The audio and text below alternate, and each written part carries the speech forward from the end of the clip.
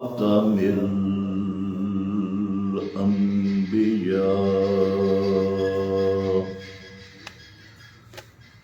أما بعد فأعوذ بالله من الشيطان الرجيم بسم الله الرحمن الرحيم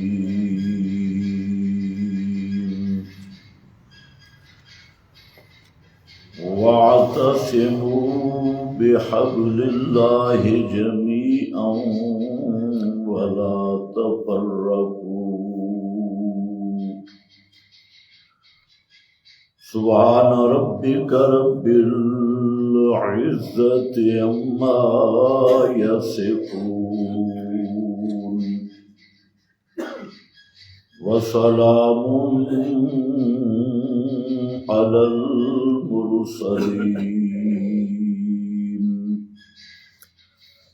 والحمد لله رب العالمين.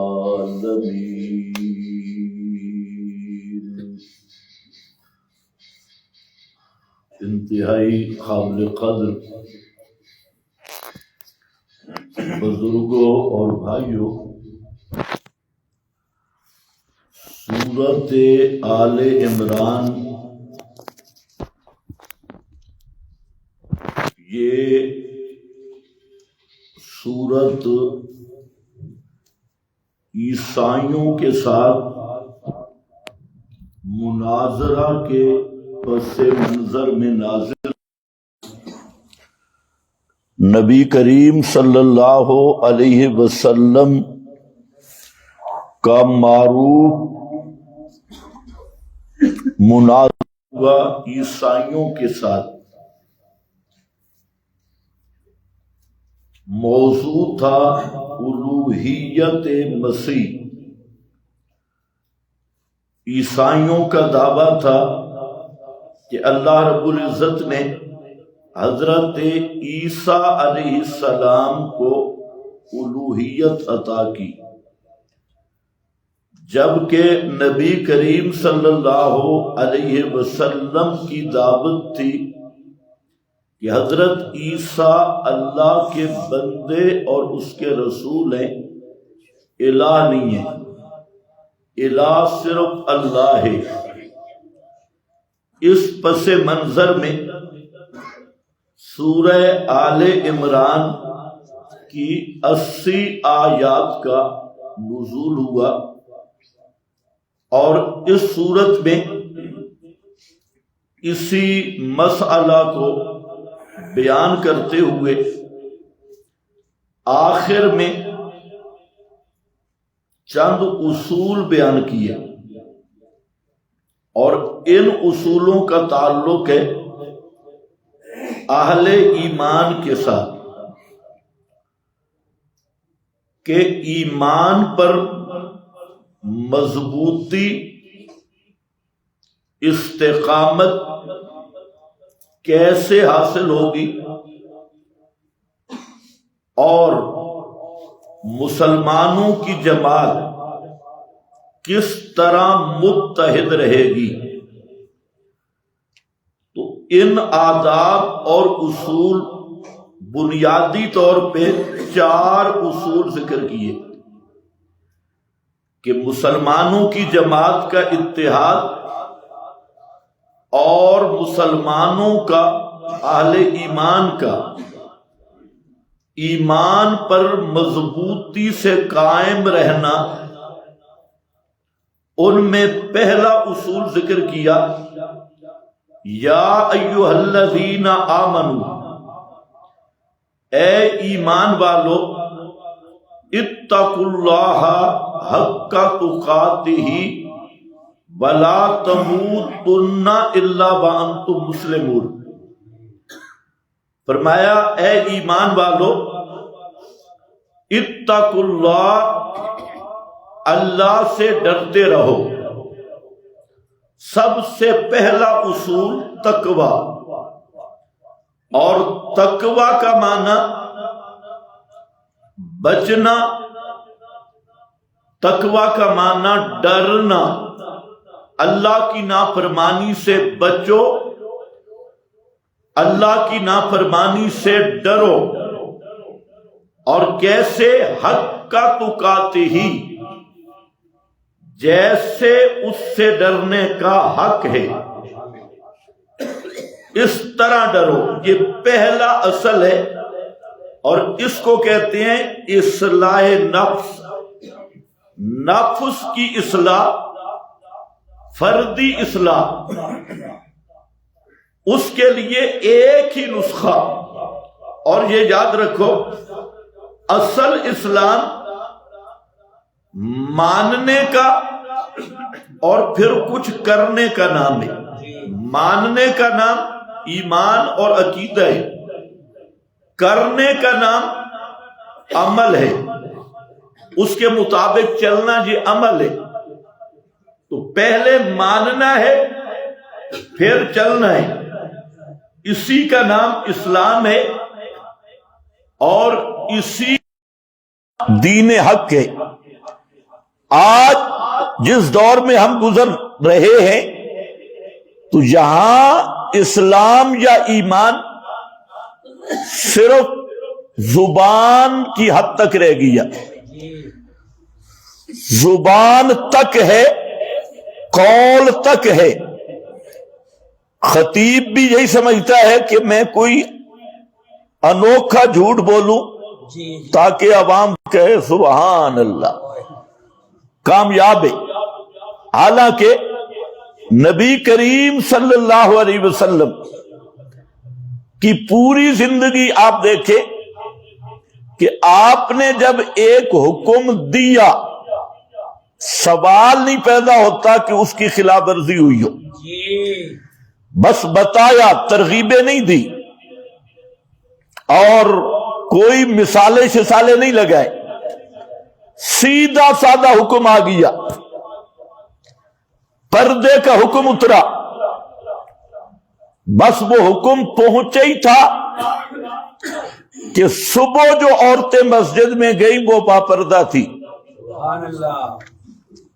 کوئی ڈھیل نہیں دی، چلو برقع سلائیں گی، کپڑا خریدیں گے، کوئی ہفتہ ڈیڑھ لگ جائے گا، نہیں، حجاب اور پردے کا حکم آیا، پردہ نافذ ہو گیا۔ شراب کی حرمت کا حکم آیا، اور بعض صحابہ کرام کے ہاتھوں میں شراب تھی، مجلس چل رہی تھی، اور جب ایک اعلان کرنے والے نے اعلان کیا کہ شراب حرام ہو گیا تو جو جام جہاں تھا وہاں جام ہو گیا، منہ کی طرف نہیں گیا۔ اور حدیث پاک میں آتا ہے کہ مدینے کی گلیاں، ان میں وہ شراب بہ رہا تھا، جس کے گھر جو تھا سب الٹا کر دیا، کوئی لمبی ترغیب بھی نہیں، ایک منادی آیا، بس اعلان ہونا تھا۔ اور بعض وہ صحابہ بھی تھے جن کا بہت بڑا کاروبار تھا، اور شراب جو ہے بعض روایات میں ہے کہ وہ بالکل پہنچ چکا تھا باہر سے، مہر شدہ شراب، اور تجارتی معاملہ تھا، اور شراب کو سرکہ بھی بنایا جا سکتا تھا، اس کو بدل بھی جا سکتا تھا، لیکن جب حکم آیا تو انہوں سب نے اس کو انڈیل دیا کہ اللہ کا حکم آ گئی ہے۔ تو یہ ہے تقوی۔ تقوی گردن میں نہیں ہوتا، تقوی زبان پہ نہیں ہوتا، تقوی لباس میں نہیں ہوتا، اور تقوی زور شور کا نام نہیں۔ تقوی کا مطلب اللہ کے حکم کی قیمت دل میں ہو، پیغمبر کے حکم کی قیمت دل میں ہو، حکم ہے کس کا، اور جو ہی وہ حکم آئے تو دل جھک جائے، اس کا نام تقوی ہے۔ اللہ کے حکم پر جھک جانا، اسی کا نام تقوی ہے۔ اسی کا نام اسلام ہے۔ ہر آدمی سوچ سکتا ہے کہ میرے اندر کتنا تقوی ہے اور میرے دل میں اللہ کے حکم کی کتنی قدر ہے۔ اصحاب رسول صلی اللہ علیہ وسلم کا آپ اندازہ کر لے، حکم ہوتا ہے انفروا فی سبیل اللہ، اللہ کی راہ میں نکلو، اور وہاں اللہ کی راہ کا مفہوم آپ کو پتہ ہے کیا تھا؟ آج کل تو اللہ کی راہ کا مفہوم بھی لوگوں نے الٹا کر دیا۔ انفروا فی سبیل اللہ یہ چلہ سے روزہ نہیں تھا، سال اندرون بیرون نہیں تھا، انفروا فی سبیل اللہ، اللہ کے راستے میں جہاد میں نکلو، قتال میں نکلو۔ ایک صحابی ہے، اس نے نئی شادی کی ہے اور شادی کی پہلی رات تھی اور وہ اپنی بیوی کے ساتھ بستر پہ تھا کہ یہی آواز اس کے کانوں پہ بھی پڑ گئی، انفروا۔ وہاں کوئی خطیب نہیں تھا، منادی کا اعلان تھا، انفروا فی سبیل اللہ، جہاد کے لیے تیار ہو گئی، نکلو۔ وہ آدمی بستر سے اٹھا اور اتنی دیر بھی نہیں کی کہ غسل کر لو، غسل کرنے کی دیر بھی نہیں کی، جیسی حالت میں تھا تلوار اٹھائی اور آپ کے ساتھ حاضر ہو گئی۔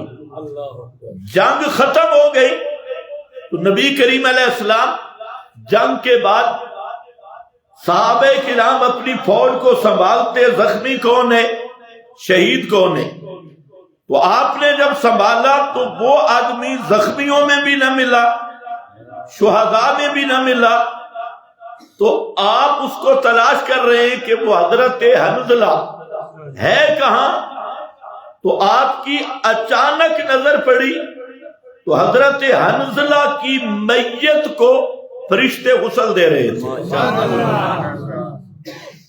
تو آپ خود حیران ہوئے کہ یہ کیا ماجرا ہے، اتنے شہداء ہیں اور ایک شہید کو غسل دیا جا رہا ہے۔ تو آپ نے ان کے گھر سے پتہ کروایا کہ یہ کیا عمل کیا کرتا تھا، تو بیوی نے بتایا کہ اس نے غسل کرنا تھا اور یہ واقعہ پیش آ گیا، اور اسی ہم بستری کی وجہ سے اللہ نے ان کو بیٹا بھی دیا جن کا نام عبداللہ تھا۔ عبداللہ، یہ واقعہ حرہ میں شہید ہو گئے، حضرت عبداللہ بن حنظلہ۔ تو وہاں پیغمبر کے حکم کی یہ قدر تھی، اور اسی لیے اللہ نے فرمایا کہ یہی اولئک هم الصادقون، یہ سچے لوگ ہیں۔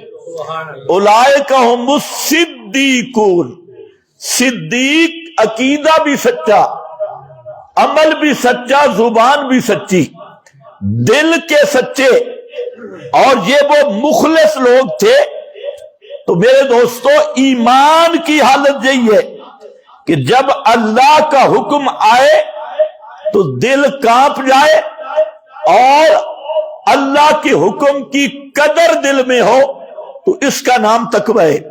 تو فرمایا سب سے پہلی چیز ایمان پر استقامت، توحید پر استقامت تب مل سکتی ہے کہ اے ایمان والو اتقوا اللہ حق تقاتہ، اللہ سے اس طرح ڈرو جیسے اللہ سے ڈرنے کا حق ہے۔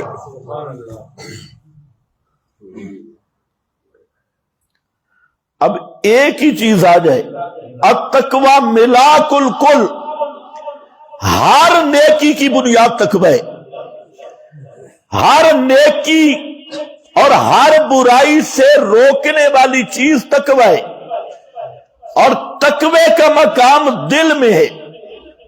ایک صوفی صاحب گردن جھکا کے بیٹھے تھے، نیچے گردن جھکائی ہوئی ہے، مراقبہ کر رہے تھے، تو فاروق اعظم نے آ کر پیچھے سے کک ماری اور پاؤں سے ٹھوکر ماری اور فرمایا سوفڑ، تقوی ادھر نہیں ہوتا، تقوی ہاں ہونا، تقوی ادھر ہوتا ہے۔ تو آج کئی مصنوعی متقی بنتے ہیں، دوپٹہ کر لیا مولوی صاحب نے اور جھومر لگا لی اور لمبے لمبے کرتے اور شلواریں گھٹنوں تک، تو یہ تقوی کا وہ روب بناتے ہیں کہ ہم متقی ہیں۔ متقی وہ ہے جس کے دل میں اللہ کے حکم کی قدر آ جائے، قیمت آ جائے کہ یہ میرے اللہ کا حکم ہے، اور پھر اس پہ ڈٹ جائے۔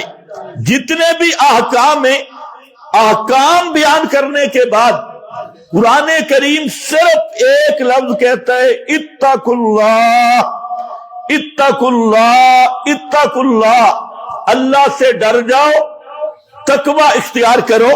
تو یہاں یہ پہلی اصل ہے، حق تقاتہ ولا تموتن الا وانتم مسلمون۔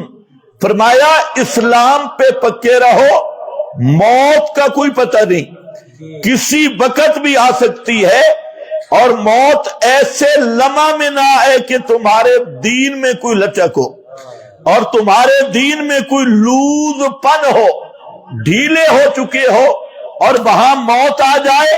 فرمایا نہیں، ولا تموتن الا وانتم مسلمون، نہ مرنا مگر اس حال میں کہ تم فرما بردار ہو اور اسی تقوی پہ قائم ہو، تمہارے دل میں اللہ کا ڈر موجود ہو، اللہ کے احکام کی قدر اور قیمت معلوم ہو۔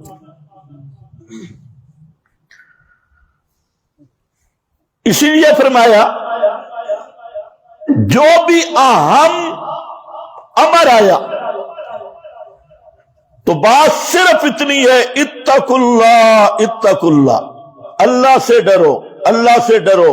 آپ جب خطبہ دیتے تو یہی ایتے پڑھتے اتقوا اللہ، اتقوا اللہ، اللہ سے ڈر جاؤ۔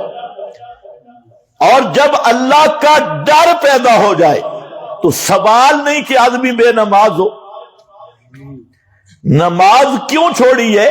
اللہ کا ڈر نہیں، اس لیے دل آیا تو پڑھ لی، دل نہ آیا تو چھوڑ دی، تھوڑی سردی ہوئی بستر گرم ہے چھوڑ دی۔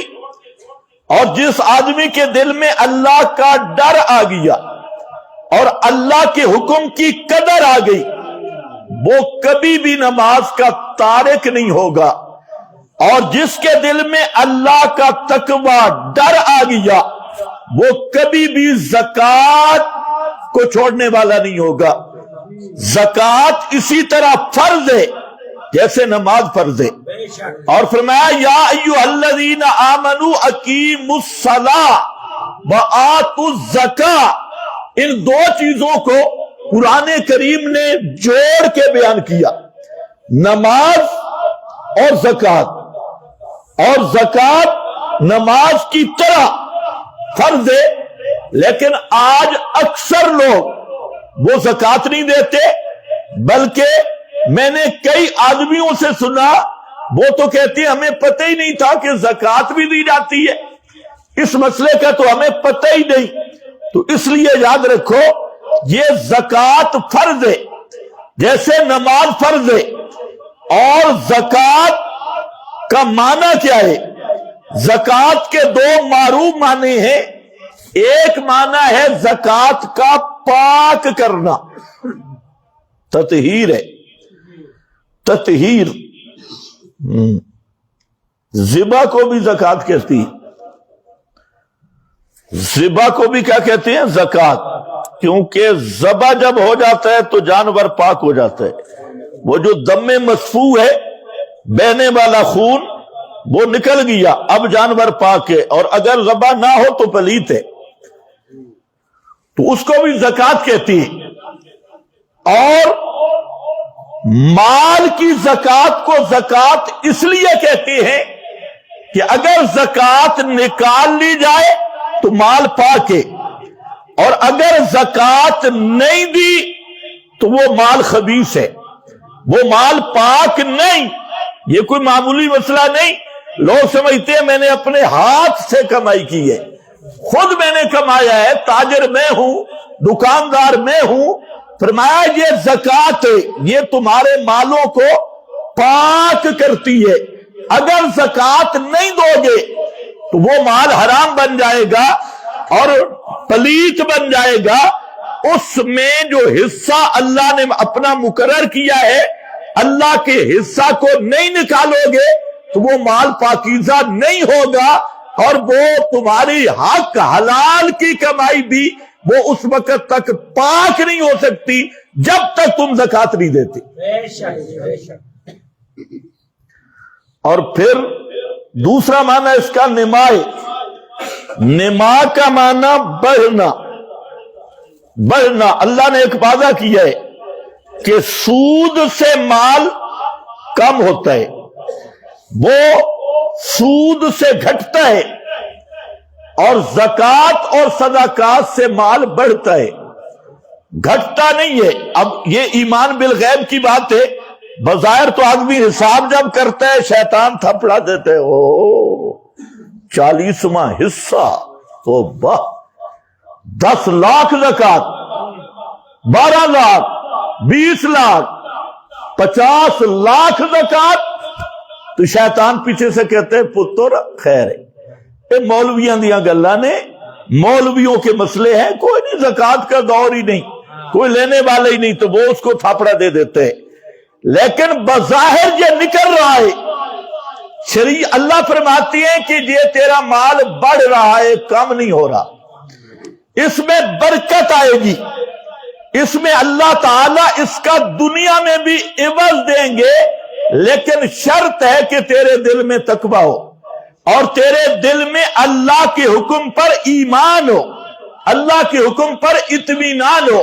تو اس لیے میرے بھائیوں، زکات دو تو اطمینان قلب کے ساتھ زکات ادا کرو، نماز پڑھو تو ذوق کے ساتھ، زکات دو تو پورے شوق کے ساتھ.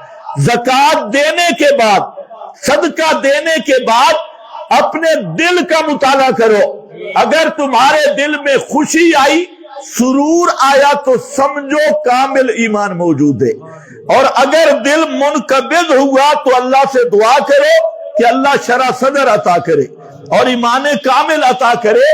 تو زکات یہ ایک فریضہ ہے. پیغمبر کریم صلی اللہ علیہ وسلم نے فرمایا کہ جو آدمی زکات ادا نہیں کرتا، قیامت کے دن اللہ اس کے مال کو ایک گنجے سانپ کی شکل دیں گے. اس کا سارا خزانہ یہ بھی مال پہ سانپ بن کے بیٹھا تھا، اب وہ مال سانپ کی شکل اختیار کرے گا اور اس کے سر پہ نقطے ہوں گے اور وہ اس کے جبڑوں سے، اور ہوگا بھی گنجا سانپ. فرمایا وہ اس کے جبڑوں سے پکڑے گا اور پھر اس کو اللہ زبان عطا کریں گے اور وہ کہتا ہوگا آنا مالوں کا، آنا کنزوں کا، میں تیرا مال ہوں، میں تیرا خزانہ ہوں. بھاگ کیوں رہا ہے؟ وہ سانپ ڈنگ مارے گا، یہ چیخے گا اور چلائے گا، اور وہ مال کہے گا اب کیوں چیختا ہے، میں تو تیرا وہی مال ہوں نا، جس کو سنبھال رکھتا تھا، میں تیرا وہی خزانہ ہوں نا، جس کو تو نے بڑا بینک بیلنس بنا رکھا تھا اور بڑی پراپرٹیاں بنا رکھی تھی، میں وہی تیرا مال اور خزانہ ہوں. تو پیغمبر کریم صلی اللہ علیہ وسلم کی صحیح حدیث میں اتنی سخت وعید ہے. اور پھر قرآن پاک میں بھی اللہ رب العزت نے جو مالوں کو جمع کرتے ہیں اور پھر ان کو اللہ کی راہ میں خرچ نہیں کرتے، یکنزون الذھب والفضہ، سونا چاندی ان کی قیمتیں اور یہ مال یہ جمع کر رکھتے ہیں، اور پھر ثم لا ينفقونھا فی سبیل اللہ، اللہ کی راہ میں خرچ نہیں کرتے. فرمایا انہی مالوں کے وہ مال اس کے لیے ذریعہ عذاب بن جائے گا اور جہنم کا ذریعہ بن جائے گا. زکات یہ اسی طرح فرض ہے جیسے، بولو تو صحیح، نماز فرض ہے. پردہ اسی طرح فرض ہے جیسے نماز فرض ہے. شرعی پردہ فرض ہے. इसी तरह जैसे नमाज फर्ज है और अपने विरासत के हक निकालना इसी तरह फर्ज है, जैसे नमाज फर्ज है, अपनी विरासत, बेटियों को विरासत देना, बहनों को विरासत देना और शरई हिस्से देना, ये भी फर्ज है। अगर एक आदमी बहन का हिस्सा खा रहा है, बेटी का हिस्सा खा गया, बेटों को दे दिया, तो ये ऐसा मुजरिम है कि कई नस्लों को हराम खिला रहा है। कई नस्लों को जब हिस्सा निकला ही नहीं बेटी का, बहन का, आज इसको हड़प करना, चिल्ला भी लगाएंगे, साल अंदरून बेरून भी, लेकिन जहां हुकूक की बात आएगी, न बहन को हक दिया, न बेटी को हक दिया। ताकुलून तुरास, अल्लाह फरमाते हैं तुम विरासतें खाते हो और मालों को जमा करते हो, हालांकि ये तो हक था, जैसे बेटे का हक है, बेटी का हक है और हर चीज में हक है। अगर एक सुई भी रह गई ना, उस सुई में भी उसका शरई हिस्सा है। एक टिंका रह गया, उसमें भी उसका शरई हिस्सा है। जमीन, माल, जायदाद, जितना भी मैयत का तर्क है, उसमें जैसे बेटे का हक है, इसी तरह बेटी का मुकर्रर करदा हिस्सा है और सूरह निसा में मौजूद है। फर्क सिर्फ तफावत दर्जे का है कि बेटे का पूरा, बेटी का आधा, लेकिन हिस्सा शरीयत ने मुकर्रर कर दिया है। तो फरमाया ये तब आएगा जब क्या होगा, या अय्युहल्लज़ीना आमनुत्तकुल्लाह, ऐ ईमान वालों अल्लाह से डर जाओ। ये है तकवा। हर हक वाले को हक दो और रिश्तेदारों को अपना हक दो, बेटी बेटों को अपना हक दो और हक हलाल की रोजी कमाओ, फराड न करो, हराम न कमाओ, जुआ हराम, रिबा और सूद हराम, ये लाटरिया पासे हराम, हर किस्म के हराम से बच जाओ, हलाल की तरफ आओ, हराम कारी से बच जाओ, हलाल कारी की तरफ आओ, बदकारी से बच जाओ, हलाल कारी की तरफ आओ। और फरमाया हर तरह अपने आप को पाकीज़ा रखो, वला तमूतुन्ना, और इस पे दवाम अख्तियार करो, दाएमी दवाम अख्तियार करो, खलबत जलबत एक जैसी कर लो और अल्लाह से डर। ये है हक्का तुकाती ही। बाद मुफस्सिरीन तो इतने परेशान हुए कि हक्का तुकाती को कहा कि ये मनसूख हो गया। ये मनसूख शनसूख नहीं है, हक्का तुकाती ही। फरमाया जैसे अल्लाह से डरने का हक है और अल्लाह से डरने का हक यही है कि वो माबूद है और तुम अल्लाह के बंदे हो। बेशक बेशक। किसके बंदे, कभी सोचे? हाँ, ये भी हमारी जुबानों पे है। अल्लाह का बंदा बनना ये सबसे बड़ा कमाल है। अब्दुल्लाह, अल्लाह का बंदा, अब्दुल दीनार नहीं, अब्दुल दिरहम नहीं। फरमाया बाज दिरहम के बंदे होती है, बाद पैसे के बंदे, नोटों के बंदे, कैद आजम के बंदे, शहबाज शरीफ के बंदे, सियासी पार्टियों के बंदे। वो कमाल नहीं, वो बंदा नहीं, वो बंदर है। वो बंदा नहीं, वो बंदर है। बंदा वो है जो अब्दुल्लाह बन जाए, अल्लाह का बंदा बन जाए। और बंदा जब अल्लाह का बनेगा तो हुक्म भी किसका मानेगा? अल्लाह का हुक्म मानेगा और खुशी के साथ मानेगा। इसलिए फरमाया लम्मा कामा अब्दुल्लाह, लम्मा कामा अब्दुल्लाह यदऊहो। फिर मसला पुकार आ गया। यदऊहो, जब अल्लाह का बंदा खड़ा होता है, यदऊहो सिर्फ अल्लाह को पुकारता है अपनी हाजात में, अपनी मुश्किलात में। आजकल तो कईयों के बंदे हैं कल्बे अली। तू कौन है? कि अली दा कुत्ता। वाह, تب پتہ چلا اس لیے بھونک رہا ہے. تو کون ہے جی؟ کہ میں گولڑے آلہ دا کتا. آج کل مولویوں کو کتا بننے کا بھی بڑا چسکا ہے، بندہ نہیں کتا، گولڑے کا کتا، سیواگ والوں کا کتا، مدینے کا کتا. میں نے کہا کتا کتا ہوتا ہے مدینے میں بھی کھڑا ہو. آپ نے مدینے کے کتوں کو قتل کرنے کا حکم دیا تھا، بخاری میں موجود ہے. قتل الکلاب، مدینہ کے کتوں کو فرمایا ان کو قتل کرو. یہ واجب القتل ہے. میں فلانی جگہ کا کتا، فلانی جگہ کا کتا، ان کو کتا ہونے پر فخر ہے. اللہ نے کتا نہیں بنایا. اللہ فرماتے ہیں اللہ کے بندے بن جاؤ.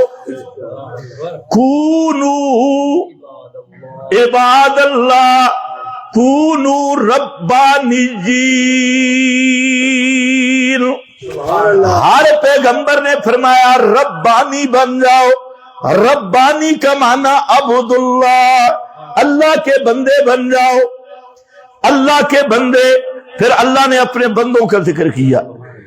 عبدن انعمنا علی، حضرت عیسیٰ، ان ہوا الا عبدن سبحان الذی اسری بعبدہ اوحا الی عبدہ ما اوحا تبارک الذی نزل الفرقان علی عبدہ.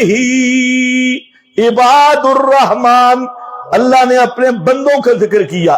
تو اللہ کا بندہ وہ ہے جس کے دل میں اللہ کا خوف آ گیا، اللہ سے ڈر گیا، وہ اللہ کا بندہ ہے. تو یہ پہلا اصول ہے اسلام پہ قائم رہنے کا. اور ایک ہی جذبہ، ایک ہی نقطہ، اتقوا اللہ. لمبی تقریر نہیں، روزے کا حکم دیا اللہ، اللہکم تتقون. حج کا حکم آیا اللہ، اللہکم تتقون. نمازوں کا حکم آیا تاکہ تم تقوی پہ مضبوط رہو. تو سب سے پہلی چابی تمام نیکیوں کی وہ یہی ہے، جو تقوی جس آدمی کو حاصل ہوگی، یا اللہ اور اس کے رسول کے حکم کی قدر آ گئی، اور پھر اس پہ دوام آیا، اس پہ ہمیشگی کی. بلا تموتن الا وانتم مسلمون. تو سب سے پہلا اصول ہے جب جماعت کے ہر فرد میں اللہ کا ڈر ہوگا تو افتراق نہیں ہوگا. آج جماعتیں کیوں ٹوٹتی ہیں؟ جس جماعت کو دیکھو 10 ٹکڑے. کوئی جماعت چاہے وہ سیاسی ہے، چاہے وہ مذہبی ہے، چاہے وہ کوئی تحریک ہے، ہر جماعت میں افتراق اور انتشار. اور اس کی پہلی وجہ یہ ہے کہ اللہ کا ڈر دل میں نہیں، تقوی دل میں نہیں. اگر مشن کے ساتھ محبت ہو، اللہ کا ڈر ہو، دعوت کے ساتھ مخلص ہو، اور دعوت سے مقصد اپنی جاہ و جلال نہیں، دعوت سے مقصد دنیا کا پیسہ نہیں، دعوت سے مقصد فیسیں نہیں، دنیا کی کمائی نہیں، یہود و نصارہ کی طرح تجارت نہیں، بلکہ دعوت توحید کا مقصد صرف اللہ کو راضی کرنا ہو، نہ شو بازی ہو، نہ تجارت ہو، نہ مفاد ہو، نہ اپنے نعرے ہوں، صرف اس طرح ہو کہ دعوت دے. حدیث میں آتا ہے کہ اس طرح اللہ کی توحید بیان کرو کہ لوگ کہیں یہ جھلا ہے، پاگل ہے. پاگل لوگ کہیں یہ پاگل ہو گیا. اس طرح توحید کی دعوت دو اور مخلص بن کے دو، اللہ کے لیے دو، کسی کو راضی کرنا نہ ہو، نہ بڑوں کو نہ چھوٹوں کو. اگر یہ جذبہ ہر کارکن میں آ جائے، خدا کی قسم وہ جماعت کبھی افتراق کا شکار ہوتی نہیں.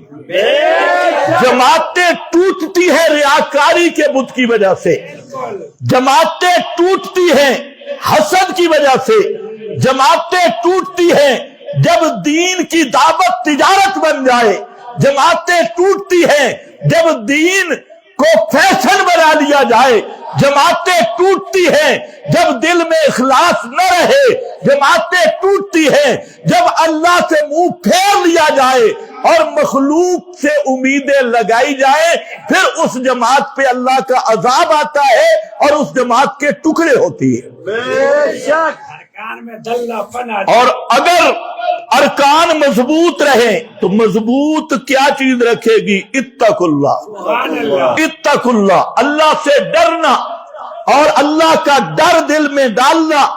اور اس اتق اللہ کے ایک جملہ میں ساری عبادات آ گئی۔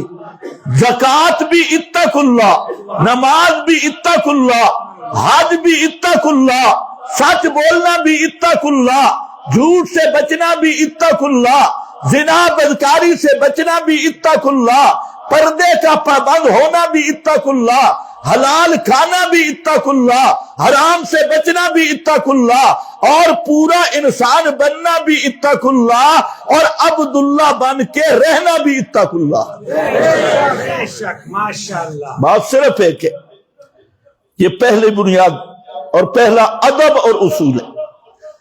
دوسرا ادب ذکر کیا، فرمایا تقوی پہ کیسے قائم رہو گے؟ باقی سارا دین تقوی پہ، اور تقوی پہ مضبوط کیسے رہو گے؟ کون سی وہ قوت ہے جو تمہیں تقوی پہ قائم رکھے گی؟ فرمایا وہ ایک ہے، وَاعْتَصِمُوا بِحَبْلِ اللَّهِ جَمِيعًا۔ سبحان اللہ، تقوی پہ قائم رکھنے والی چیز وہ کتاب اللہ ہے۔ بے شک وَاعْتَصِمُوا بِحَبْلِ اللَّهِ، اس حبل اللہ کا معنی 5 صحابہ نے کیا کتاب اللہ، اور خود مرفوع حدیث میں بھی آیا کتاب اللہ۔ فرمایا تمہارا نصاب اللہ کی کتاب رہے تو جماعت متحد رہے گی۔ تم سارے مل کر وَاعْتَصِمُوا بِحَبْلِ اللَّهِ، اس وَاعْتَصِمُوا اسمت سے لیا ہے، اور اسمت کو آپ سمجھتے ہیں اسمت کا کیا معنی ہے؟ فرمایا خبردار، چنگل لگانا ہے، بچ کے رہنا ہے کتابڑیوں سے، بچ کے رہنا ہے ملفوظات سے، بچ کے رہنا ہے حضرت صاحب کے ارشادات سے، بچ کے رہنا ہے اپنے اپنے فرقے کے مغالطات سے، بچ کے رہنا ہے سب خرافات سے۔ اور کس کو سنبھالنا ہے؟ وَاعْتَصِمُوا بِحَبْلِ اللَّهِ، بے کتاب اللہ، بے کتاب اللہ، اللہ کی کتاب پہ پکے ہو جاؤ، اور اعتصام بالکتاب، اس کو چنگل لگاؤ، سینے سے لگاؤ، اسی پر مضبوط ہو جاؤ، اور جمیعاً سب مل کر، جہاں جمیعاً پہلے بھی میں نے کئی دفعہ بیان کیا، یہ جمیعاً وَاعْتَصِمُوا سے بھی حال بن سکتا ہے اور حبل اللہ سے بھی حال بن سکتا ہے۔ فرمایا کہ اوے لوگو، ساری تھامو، سارے تھامو، کیا ہے؟ ساری تھامو، سارے تھامو، پورے قرآن کو مانو، سبحان اللہ، تے سارے مانو، پورا مانو تے سارے مانو، تقوی قائم رہے گا۔ اگر کچھ مانا کچھ چھوڑا، کچھ پہ خوش کچھ پہ ناراض، تو پھر ایمان نہیں رہے گا۔ موڑ آ گیا، بڑا موڑ ہے یہ۔ سورت آل عمران پڑھ رہا ہوں، گھروں میں جا کے ترجمہ دیکھنا، تفسیریں دیکھنا۔ وَاعْتَصِمُوا بِحَبْلِ اللَّهِ جَمِيعًا، اللہ کے پورے قرآن کو مانو اور سب کے سب مانو۔ پورا ماننے کا مطلب یہ نہیں عظمت صحابہ کی ایتی آیتی سبحان اللہ کہ مسئلہ الہ آئے تو انا للہ، مسئلہ الہ آئے اس کا پیٹ خراب ہونے لگے، اور الا ان اولیاء اللہ والی آیت آئے تھی آہا سبحان اللہ، اور ان تدعوہم لا یسمعوا دعاءکم پڑھو، تجھے ایسے بھاگ جائے جیسے گدھا جنگل سے بھاگتا ہے، اور واللہ مدبرا، یوں نہیں میرا بھائی، پورے قرآن کو ماننا ہے بسم اللہ کی با سے لے کے والناس کی سین تک۔ جو جہاں سے قرآن پڑھا جائے تیرے دل میں سرور آئے۔ اذا تلیت علیہم آیاتہ زادتہم ایمانا، اور پورے چیلنج سے کہتا ہوں اگر پوری دنیا میں پھرو یہ صرف میری جماعت ہے جس کے عالم، جس کے جاہل، کسی عامی، بڑے طالب، ابتدائی یا منتہی، کسی کے سامنے قرآن مقدس کا کوئی حصہ پڑھو اس کا چہرہ چمک جائے گا، اور باقی جتنے فرقے ہیں کچھ نہ کچھ قرآن سے چڑھے، سب سے نہیں، کچھ نہ کچھ، ایک ایک حصہ سے چڑھیں گے۔ رافضی کو عظمت صحابہ سناؤ جی، ترجمہ بھی نہ کرو، رافضی ہو یا کر رافضی ہو، فرقوں کے نام پہ اس کے سامنے پڑھو الزمہم کلمۃ التقوی، امتحن اللہ قلوبہم للتقوی، حبب الیکم الایمان، زینہ فی قلوبکم، اولئک ہم الراشدون۔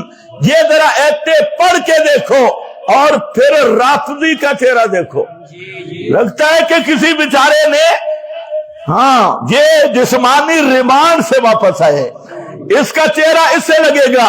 اسی طرح کچھ لوگ ہیں ان کے سامنے توحید کا مسئلہ ہے اور انہیں پڑھو قل لا یعلم من فی السماوات والارض الغیب الا اللہ، غیب جاننے والا صرف اللہ، وَإِنَّهُ مَفَاتِحُ الْغَیب لَا يَعْلَمُهَا إِلَّا هُوَ۔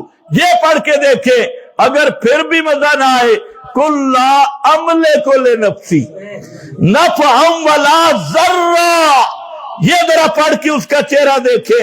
اور اگلی کمپنی جو کہتی ہم پکے دیوبندی ہے جناب، دیوبند کے ٹھیکیدار، ان کے سامنے ترجمہ شرجمہ بھی نہ کرو۔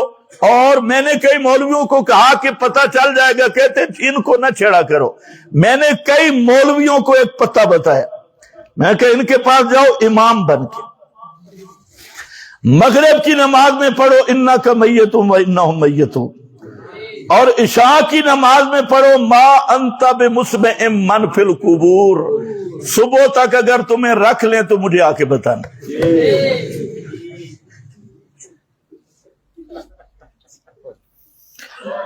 ترجمہ بھی نہیں۔ اور اگر کوئی ہمت کرے ان کو کہو کہ اپنی مسجد پہ ہمیں یہی آیت ترجمے کے ساتھ لکھنے دو، ترجمہ بھی شیخ الہند کا لکھیں گے، اور مسجد کی محراب پہ لکھنے دے ما انت بمسمع من فی القبور انک لا تسمع ان تدعوہم لا یسمعوا۔ نیچے تفسیر بھی نہیں لکھیں گے، صرف آیت اور ترجمہ، اور پھر اس کا دماغ چیک کرے۔ پھر کہتے ہیں مجھے کافر نہ کہو، ہم اگر کافر نہ کہیں تو تو مسلمان ہے، ہم بالفرض کہتے ہیں تو کافر نہیں جی، تو بڑا ولی اللہ ہے، تو بڑا فلاں ہے۔ اور قرآن کہتا ہے تعرف فی وجوہ الذین کفروا المنکر، اللہ کا قرآن کہتا ہے جو قرآن کا کچھ حصہ سن کے اس کا چہرہ بگڑ جائے، الذین کفروا، یہ پکا کافر اور بے دین ہے۔ اگر میں تجھے سند بھی دے دوں کہ تو بڑا بزرگ ہے اور بڑا اس زمانے کا جنید بغدادی ہے، میری سند تو ادھر رہ جائے گی، قرآن والی سند کدھر جائے گی؟ تو کہتے ہیں اس کو غصہ آتے ہیں جی ہمیں کافر کہتی ہے۔ بھائی ہم تمہیں بتاتے ہیں مسلمان ہو جاؤ، اگر اس طرح مر گئے تو سیدھے جہنم میں جاؤ گے۔ یہ صرف اشاعت التوحید ہے، اور اس میں بھی اب بعض افراد پیدا ہو گئے ہیں، بعض افراد پیدا ہو گئے ہیں اثر دوسروں کے۔ کبھی کبھی بھیڑیں دوسرے چھیڑ سے بھی زکام وصول کر لیتی ہے، تو یہ دوسرے ان کے سامنے جب فتوے والی آتے پڑھو تو کئی افراد یہاں کہتے ہیں تشدد ہو گیا۔ او میرا بھائی ہم تو فتوہ نہیں لگاتے، قرآن تو پڑھنے دو۔ میں نے کئی دفعہ مولویوں کو کہا کہ یار ہمارا کوئی ایک فتوہ تو بتاؤ جو قرآن سے باہر ہو۔ ہم فتوہ لگا، قرآن فتوہ لگاتا ہے وما دعاء الکافرین ویوم القیامت یکفرون بشرککم ومن اضل ممن یدعو من دون اللہ۔ یہ کس کا فتوہ ہے؟ قرآن کا. اب یہ فتویٰ جب آئے تب بھی مومن کے چہرے پہ بہار آ جانی چاہیے یا نہیں؟ اونچے بولو اور اونچے بولو. من لم یحکم بما انزل اللہ ان اطعتموہم انکم لمشرکون. یہ میرا فتویٰ تو نہیں ہے، انکم لمشرکون. اللہ کی قسم اگر نظام قانون میں کسی مشرک کی اطاعت کی تو تم بھی ویسے ہی مشرک ہو. ماشاءاللہ کیا کریں ہم؟ ماشاءاللہ. کہتے ہیں فتوے لگاتی ہیں تو یہ پہچانا ہوگا. وَاعْتَصِمُوا بِحَبْلِ اللَّهِ جَمِيعًا. جماعت تب متحد رہے گی، نصاب کتاب اللہ ہوگا، قرآن نصاب ہوگا. اور جب قرآن نصاب ہوگا تو کیل کال چھوڑنی پڑے گی، فرقہ بندیاں چھوڑنی پڑیں گی.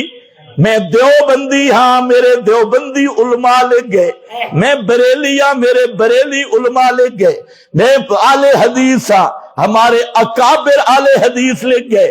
جب تک اس چکر میں پڑا رہے گا قرآن پہ ایمان نصیب ہو ہی نہیں سکتا. یہ پہلی رکاوٹ یہ ہے کہ جب آدمی اپنے اپنے اکابرین کی آراء، اپنے اپنے فرقوں کے اپنے استنباطات، اپنے اپنے جماعت اور ماحول کے فرمودات اور ملفوظات، ہر ایک کے بڑے بڑے بزرگ ہیں، کس ترازو پہ تولو گے کس فرقے کے بزرگوں کا وزن زیادہ ہے؟ تو سب کو چھوڑنا ہوگا اور ایک کتاب اللہ پہ آنا ہوگا. ایک کتاب نصاب ہوگا، جماعت متحد رہے گی. اور جماعت میں تفرقہ تب پڑے گا جب ہر پارٹی اپنے استاد کا قول پیش کرے گی، ہر پارٹی اپنے حضرت جی کا قول پیش کرے گی، ہر پارٹی اپنے ملفوظات پہ کھڑی ہوگی. اور ایک کہے گا میرے اکابر نے یوں کیا، دوسرا کہے گا میرے مشائخ نے یوں کیا، تیسرا کہے گا میرے بزرگوں نے یوں کیا، چوتھا کہے گا میرے پیر نے یہ کیا. ہم کہتے ہیں تمہارے بزرگ اپنے مقام پہ قابل احترام ہیں اگر بنتی نہیں تو، اور تمہارے یہ مشائخ سارے اپنے مقام پہ، لیکن اللہ فرما رہے ہیں وَاعْتَصِمُوا بِحَبْلِ اللَّهِ جَمِيعًا. سارے تھامو ساری تھامو، بولو سارے تھامو ساری تھامو. کسی فرقے کا نصاب کوئی اور کتاب نہ ہو. اب یہ ریونڈ والے ساتھی ہم سے ناراض ہو جاتی ہیں، وہ کہتے ہیں جی آپ یہ بات کیوں کہتے ہیں کہ درس قرآن دو؟ ہم اس لیے کہتے ہیں کہ عالمی کتاب قرآن ہے، جب فضائل اعمال ہے سوچ لو عالمی کتاب کون سی ہے؟ فضائل اعمال کے بارے میں تو کوئی آیت نہیں ہے، لیکن قرآن تو ہے لِیَکُونَ لِلْعَالَمِینَ نَذِیرًا. قرآن تو ہے ہدی للناس. پیغمبر عالمی، نصاب بھی عالمی، اور عالمی دعوت اس کی ہوگی جس کی دعوت کا نصاب قرآن ہوگا. یہ عالمی دعوت ہے. اس لیے میرے ریمنڈ کے دوست ناراض نہ ہوں، خدا کے لیے سوچے. آپ کی خیر خواہی ہے، آپ کی اصلاح ہے. تم تو کہتے ہو ہم سیکھنے والے ہیں، ہم سکھائیں تو ناراض کیوں ہوتے ہو؟ ہم تمہیں سکھا رہے ہیں کہ یہ فضائل اعمال یہ عالمی کتاب نہیں، عالمی کتاب اللہ کی کتاب قرآن ہے، اور پیغمبر کا تبلیغی نصاب قرآن ہے. بلغ ما انزل الیک من ربک. تو کہتے کہ اچھا اس میں بھی ایتے ہیں نا، اس میں بھی حدیثیں ہیں نا. ہم بالکل ایتے بھی ہے، حدیثیں بھی ہیں اور جھوٹ بھی ہے، لیکن یہ جو قرآن ہے نا اس میں جھوٹ نہیں ہے، اس میں میرا سچ ہے. جاء بالصدق وصدق بہ، صدق بہ، یہ میرا سچ لا ریب کتاب قرآن ہے. دوسرا نقطہ اور اصول یہ ہے جماعت متحد ہوگی اور امت متحد ہوگی تو صرف قرآن پہ. توجہ ہے؟ اچھا کسی کو شک نہ پڑ جائے، سنت جو ہے وہ قرآن کی تشریح ہے. سنت کیا ہے؟ قرآن کی تشریح ہے، وہ قرآن کی تفسیر ہے. تو قرآن کی عظمت بیان کرنے سے سنت کی نفی نہیں ہوتی. یہ جو کئی ہوتے ہیں نا شیطان کے چیلے، جب ہم قرآن کی عظمت بیان کرتے ہیں کہتے ہیں بھائی حدیث کا انکار کر رہے ہیں، حدیث کا انکار، یہ منکر حدیث ہے. اور ان بے ایمانوں کو خود نہیں پتا کہ حدیث نام کس چیز کا ہے. حدیث نام ہے قرآن مقدس کی تشریح کا، تفسیر کا. قرآن نے کہا، قرآن مقدس نے کہا اقیم الصلاۃ، نماز قائم کرو. پیغمبر کی سنت نے نمونہ دے دیا. نماز کیسے قائم کرنی ہے یہ نبی کی سنت سے پتہ چلے گا. قرآن نے کہا زکوٰۃ دو، زکوٰۃ کیسے دینی ہے اسوہ محمد مصطفیٰ ہیں. قرآن نے کہا حج کرو، حج کیسے کرنی ہے اسوہ محمد مصطفیٰ ہیں. قرآن مقدس نے کہا روزے فرض ہے، روزہ کیسے رکھنا ہے اس کا اسوہ اور اس کی تعمیلی تصویر وہ سنت نبوی ہے، اور اس کی تشکیل پیغمبر کے صحابہ ہیں. اللہ کرے تمہیں سمجھ آئے. اس کی عملی تصویر وہ سنت ہے اور اس کی عملی تشکیل وہ نبی کے صحابہ ہیں، پیغمبر کے صحابہ ہیں. اس تصویر کے بغیر بھی عمل ناقص، اس تشکیل کے بغیر بھی عمل ناقص. اور جو کہتے ہیں صحابہ واجب الاتباع، وہ بھلا حدیث کا انکار کر سکتے ہیں؟ ہم کہتے ہیں اصحاب پیغمبر بھی واجب الاتباع، اصحاب پیغمبر معیار حق تھے. آپ مجھے بتائیں معیار سمجھتے ہو؟ نمونہ تمہیں سمجھانے کے لیے کیا ہے نمونہ. تم میں بڑے تاجر بیٹھے ہیں، ٹائم اوپر ہو گئی ہے، تاجر حضرات بیٹھے ہیں، آخری بات سن لو. تم جب کوئی نمونہ پیش کرتے ہو، کوئی جنس بیچنا چاہتی ہو، اس کا نمونہ پیش کرتے ہو، تو ردی نمونہ پیش کرتے ہو یا اپنی جنس کا بہترین نمونہ پیش کرتے ہو؟ سوچ لو. منڈی والے تم بھی بولو. تم نے کہیں مال بیچنا ہے، اس سے آپ ایک نمونہ لیتی، سیمپل نمونہ، وہ آپ دیتے ہیں بھائی میرے پاس یہ مال ہے. تو سمجھدار تاجر جو ہے وہ ردی نکالتا ہے یا اعلیٰ نمونہ پیش کرتا ہے؟ پکی بات ہے. اچھا پنڈی کے تاجر اتنے سمجھدار ہیں، اسلام آباد کے تاجر اتنے سمجھدار ہیں کہ نمونہ وہ پیش کرتے ہیں جو اس کی پوری جنس سے اعلیٰ ہوتا ہے. آم بیچنے والا اعلیٰ آم پیش کرے گا، گندم بیچنے والا اعلیٰ گندم پیش کرے گا. یہ میرے پاس نمونہ ہے، اس پر باقی بھی بک جائے گی، اور لیکن دار و مدار اس پہ ہے. اچھا تم اتنے سمجھدار ہو کہ رب نے جو ایمان کا نمونہ پیش کیا، اللہ نے جو ایمان کا آئیڈیل نمونہ پیش کیا، آمنو کما آمن الناس ان آمنو بمثل ما آمنتم بہی. اور قیامت تک کے لیے فرمایا اور ایمان کی منڈی میں آنے والوں، ایمان کی چیکنگ پہلا نمونہ دیکھ لو. اگر ایمان ہوا ان کی طرح تو سارے صحابہ کے ایمان کو اللہ نے بطور نمونہ کے پیش کیا. اور تیرا جھلا سے جھلا دکاندار ردی نمونہ پیش نہیں کرتا. اگر صحابہ کے ایمان میں کوئی شک ہوتا اور ان کے ایمان میں کوئی کمزوری ہوتی تو میرا رب اصحاب پیغمبر کے ایمان کو بھلا نمونہ کیوں پیش کرتا؟ توجہ ہے؟ نمونہ تب پیش کیا کہ اس ایمان کی نظیر نہ آسمانوں میں تھی نہ زمین میں تھی. ایمان والا تو جبریل بھی تھا، ایمان والا تو میکائیل بھی تھا. اللہ فرماتے نا ایمان لے آؤ جیسے جبریل ایمان لائے، ایمان لے آؤ جیسے میکائیل ایمان لائے. نہیں، فرمایا ایمان اس طرح لاؤ جیسے ابو بکر صدیق کی جماعت ایمان لائی. اور ساتھ سودا بند کر دیا، فرمایا وہی ایمان قبول ہوگا. 1000 دفعہ. اور جو کہے صحابہ ہی مومن نہیں، جو کہ صحابہ کا ایمان ہی مشکوک ہے، اگر اس کو میں کافر نہ کہوں تو مودی کا کیا قصور ہے؟ اس لیے جو اصحاب رسول کے ایمان پہ شک کرتا ہے وہ ایسا کٹر کافر ہے کہ اس کو کافر نہ کہنے والا بھی کافر ہے. نعرہ تکبیر، شان صحابہ. بآخر دعوانا الحمدللہ.